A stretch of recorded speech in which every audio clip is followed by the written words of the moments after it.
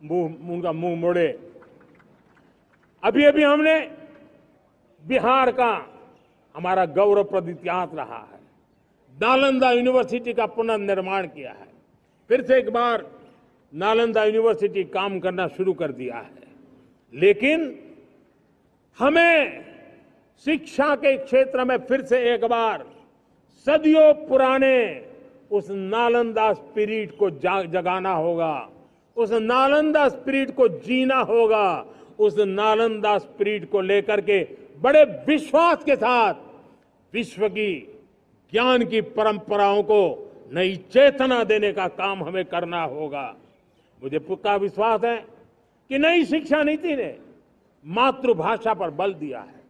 मैं राज्य सरकारों से कहूंगा, मैं देश की सभी संस्थानों से कहूंगा कि भाषा के कारण हमारे देश की टैलेंट को रुकावट नहीं आनी चाहिए, भाषा अवरुद्ध नहीं होनी चाहिए। मातृभाषा का सामर्थ्य हमारे देश के छोटे छोटे गरीब से गरीब मां के बेटे को भी सपने पूरा करने का ताकत देता है। और इसलिए हमने हमारी मातृभाषा में पढ़ाई, जीवन में मातृभाषा का स्थान, परिवार में मातृभाषा का स्थान, उसकी ओर हमें बल देना होगा। मेरे प्यारे देशवासियों, जिस प्रकार से आज विश्व का बदलाव नजर आ रहा है और तब जाकर के स्किल का महत्व बहुत बढ़ गया है और हम स्किल को और नई एक ताकत देना चाहते हैं। हम इंडस्ट्री 4.0 को ध्यान में रख करके हम स्किल डेवलपमेंट चाहते हैं। हम जीवन के हर क्षेत्र में, हम एग्रीकल्चर सेक्टर में भी कैपेसिटी बिल्डिंग करके देने के लिए स्किल डेवलपमेंट चाहते हैं। हम तो हमारा सफाई का क्षेत्र हो, उसमें भी एक नए स्किल डेवलपमेंट की ओर बल देना चाहते हैं। और हम स्किल इंडिया प्रोग्राम को बहुत व्यापक रूप से इस बार लेकर के आए हैं। बजट में भी इसका बहुत बड़ा, इस बजट में इंटर्नशिप को भी हमने बल दिया है ताकि हमारे नौजवानों को एक एक्सपीरियंस मिले, उनकी कैपेसिटी बिल्डिंग हो और बाजार में उनका ताकत दिखाई दे। उस प्रकार से मैं स्किल युवाओं को तैयार करना चाहता हूं। और इसलिए कई बार, और दोस्तों, आज विश्व की परिस्थिति को देखते हुए मैं साफ साफ देख रहा हूं कि भारत का स्किल्ड मैन पावर जो है, हमारा स्किलफुल जो नौजवान है, वो ग्लोबल जॉब मार्केट में अपनी दमक बनाए। हम उस सपने को लेकर के आगे चल रहे हैं। साथियों, विश्व जिस तेजी से बदल रहा है, जीवन के हर क्षेत्र में साइंस और टेक्नोलॉजी का महत्व बढ़ता चला जाने वाला है। हमें साइंस को बहुत बढ़ देने की आवश्यकता है। और मैंने देखा चंद्रयान की सफलता के बाद हमारे स्कूल कॉलेज के अंदर साइंस और टेक्नोलॉजी के प्रति एक नई रुचि का वातावरण बना है, नई दिलचस्पी बढ़ी है। तब हमारे शिक्षा संस्थानों ने ये जो मनोभाव बना है उसको नर्चर करने के लिए आगे आना होगा। भारत सरकार ने भी रिसर्च के लिए सपोर्ट बढ़ा दिया है। हमने ज्यादा से ज्यादा चेयर स्थापित किए हैं। हमने नेशनल रिसर्च फाउंडेशन बना करके हमने उसको एक कानूनी परिवेश में ला करके स्थायी रूप से एक व्यवस्था विकसित की है ताकि रिसर्च को लेकर के निरंतर बल मिले और ये रिसर्च फाउंडेशन उस काम को करे। मेरे बड़े गर्व की बात है कि बजट में हमने 1 लाख करोड़ रुपया रिसर्च और इनोवेशन के लिए हमने देने का निर्णय किया है ताकि हमारे देश के नौजवान के पास जो आइडियाज है उस आइडियाज को हम जमीन पर उतार पाए। साथियों, आज भी हमारे देश में मेडिकल एजुकेशन के लिए हमारे बच्चे बाहर जा रहे हैं। वैसा कहा मैंने, वो ज्यादातर मध्यम वर्गीय परिवार के, उनके लाखों करोड़ों रुपए खर्च हो जाते हैं। और तब जाकर के हमने पिछले 10 साल में मेडिकल सीटों को करीब करीब 1 लाख कर दिया। आज मैं करीब करीब 25,000 युवा हर साल विदेश में मेडिकल एजुकेशन के लिए जाते हैं, और ऐसे ऐसे देश में जाना पड़ रहा है। कभी कभी तो मैं सुनता हूं तो हैरान हो जाता हूं। और इसलिए हमने तय किया है कि अगले 5 साल में मेडिकल लाइन में 75,000 नई सीटें बनाई जाएगी। मेरे प्यारे देशवासियों, विकसित भारत 2047 वो स्वस्थ भारत भी होना चाहिए, और जब स्वस्थ भारत हो तो आज जो बच्चे हैं उनके पोषण पर आज से ही ध्यान देने की जरूरत है। और इसलिए हमने विकसित भारत की जो पहली पीढ़ी है उनकी तरफ विशेष ध्यान दे करके हमने पोषण का एक अभियान चला है। हमने राष्ट्रीय पोषण मिशन शुरू किया है। पोषण को हमने प्राथमिकता दी है। मेरे प्यारे देशवासियों, हमारी कृषि व्यवस्था को ट्रांसफॉर्म करना बहुत जरूरी है, समय की मांग है। हम सदियों से जिस परंपरा में दबे हुए हैं, जकड़े हुए हैं, उससे मुक्ति पानी होगी, और हमारे किसानों को उसके लिए हम मदद भी दे रहे हैं। हम उसको ट्रांसफॉर्म करने की दिशा में लगातार काम करते आए हैं। आज आसान ऋण दे रहे हैं किसानों को, टेक्नोलॉजी की मदद दे रहे हैं। किसान जो पैदावार करता है उसको वैल्यू एडिशन के लिए हम काम कर रहे हैं। उसके लिए मार्केटिंग के लिए पूरा प्रबंध करते हैं, ताकि उसको एंड टू एंड हर जगह पे हैंड होल्डिंग की व्यवस्था हो। उस दिशा में हम काम कर रहे हैं। आज जब धरती माता के प्रति सारा विश्व चिंतित है, जिस प्रकार से उर्वरक के कारण हमारी धरती माता की शहद दिनों दिन बिगड़ता जा रही है, हमारी धरती माता की उत्पादकता क्षमता खत्म होती चली जा रही है, कम होती चली जा रही है। और उस समय मैं मेरे देश के लाखों किसानों का आभार व्यक्त करना चाहता हूं, जिन्होंने प्राकृतिक खेती का रास्ता चुना है और हमारी धरती माता की सेवा करने का भी उन्होंने बीड़ा उठाया है। और इस बार बजट में भी हमने प्राकृतिक खेती को बल देने के लिए बहुत बड़ी योजनाओं के साथ बहुत बड़ा बजट में प्रावधान किया है। मेरे प्यारे देशवासियों, आज दुनिया की स्थिति में देखता हूं, पूरा विश्व होलिस्टिक हेल्थ केयर की तरफ मुड़ रहा है, और तब उनको ऑर्गेनिक फूड ये उनकी प्रथम पसंद बनी है। आज विश्व के लिए ऑर्गेनिक फूड का अगर कोई फूड बास्केट बन सकता है तो मेरे देश का किसान बना सकता है, मेरा देश बन सकता है। और इसलिए हम आने वाले दिनों में उस सपने को लेकर के आगे चलना चाहते हैं, ताकि ऑर्गेनिक फूड की जो विश्व की मांग है, उस ऑर्गेनिक फूड का बास्केट हमारा देश कैसे बने, किसानों का जीवन आसान बने, गांव में टॉप क्लास इंटरनेट कनेक्टिविटी मिले, किसानों को स्वास्थ्य सुविधाएं मिले, किसान के बच्चों को पढ़ने के लिए स्मार्ट स्कूल अवेलेबल हो, किसान के बच्चों को रोजगार उपलब्ध हो। छोटी छोटे खेती के टुकड़ों पर पूरा परिवार आज जीना बड़ा मुश्किल हो रहा है, तब उनके नौजवानों के लिए वो स्किल मिले, ताकि उनके नए रोजगार मिले, नए आय के साधन बने। इसका एक कॉम्प्रिहेंसिव प्रयास हम कर रहे हैं। बीते वर्षों में वुमेन लेड डेवलपमेंट मॉडल पर हमने काम किया है।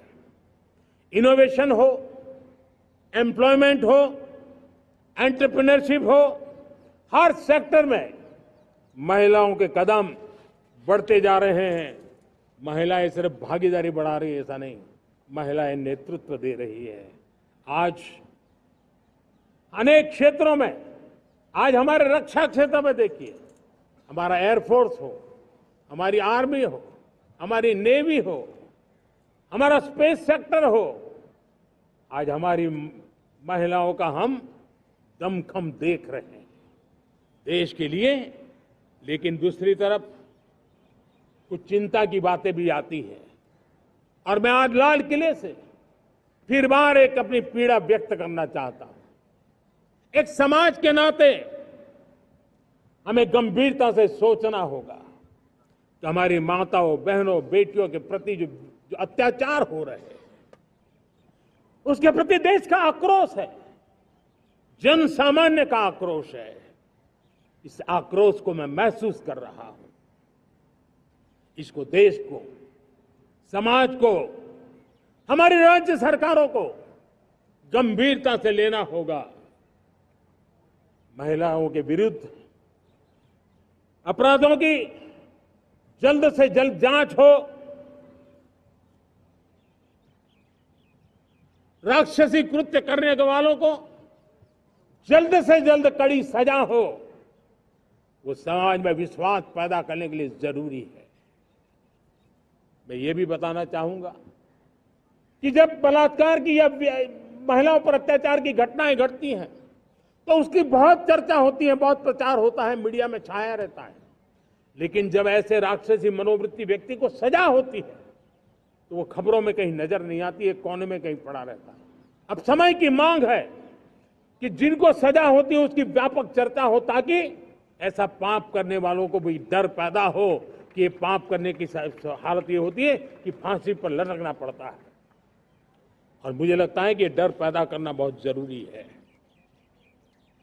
मेरे प्यारे देशवासियों, हमारे देश में ऐसी एक आदत बन गई थी स्वभाव से, हम देश को कम आंकना, देश के प्रति गौरव के भाव का अभाव होना, ये पता नहीं क्यों हमारे जहन में घुस गया था। और हम तो कभी कभी तो लेट आए तो कहते थे इंडियन टाइम, शर्म के साथ हम बोल देते थे। देश को इन चीजों से हमने बाहर लाने में सफलता पाई है। किसी जमाने में कहा जाता कि अरे खिलौने भी बाहर से आते थे, वो दिन देखे हमने। आज मैं गर्व से कह सकता हूं कि मेरे देश के खिलौने दुनिया के बाजार में अपनी धमक लेकर के पहुंच रहे हैं। खिलौने हमारे एक्सपोर्ट होने शुरू हुए। तो एक जमाना था हम मोबाइल फोन इंपोर्ट करते थे।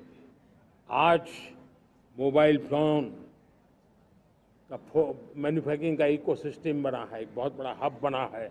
और आज हम मोबाइल फोन दुनिया में एक्सपोर्ट करने लगे हैं। ये भारत की ताकत है। साथियों, भविष्य के साथ सेमीकंडक्टर जुड़ा हुआ है, आधुनिक टेक्नोलॉजी जुड़ी है, एआई जुड़ा हुआ है। हमने सेमीकंडक्टर मिशन पर काम शुरू किया है। हर उपकरण में मेड इन इंडिया चिप क्यों न हो, क्यों ये सपना मेरे देश का नौजवान देखे। टैलेंट यहाँ है, सारे इस प्रकार के रिसर्च काम हिंदुस्तान में होते हैं। तो अब प्रोडक्शन भी हिंदुस्तान में होगा, सेमीकंडक्टर का काम भी हिंदुस्तान में होगा। और हम एंड टू एंड सॉल्यूशन दुनिया को देने की ताकत रखते हैं और हम उसको साथियों, एक जमाना हमने देखा है 2G के लिए हम कैसा संघर्ष करते थे। आज हर उपकरण में हम देख रहे हैं, हम तेजी से आगे बढ़े। और 5G जिस तेजी से पूरे देश में रोल आउट हुआ, हिंदुस्तान के करीब करीब सभी क्षेत्रों में 5G पहुंच गया। वो विश्व में तेज गति से 5G पहुंचाने में हम आगे रहे। और देश साथियों, मैंने कहा हम रुकने वाले नहीं हैं। 5G पे रुक जाना हमें मंजूर नहीं है। हम 6G पर अभी से मिशन मोड में काम कर रहे हैं और विश्व में हम उसमें भी अपनी धमक जमाएंगे, ये मैं विश्वास से कहता हूं। मेरे प्यारे साथियों, डिफेंस सेक्टर हमारी आदत हो गई थी। डिफेंस बजट कितना ही क्यों न हो, लेकिन कभी कोई सोचता नहीं था कि डिफेंस बजट बढ़ा तो जाता कहां है। डिफेंस बजट विदेशों से खरीदी में चला जाता था। अब हम चाहते हैं हम आत्मनिर्भर बने। और मैं हमारी डिफेंस फोर्सेस का हृदय से धन्यवाद करता हूं।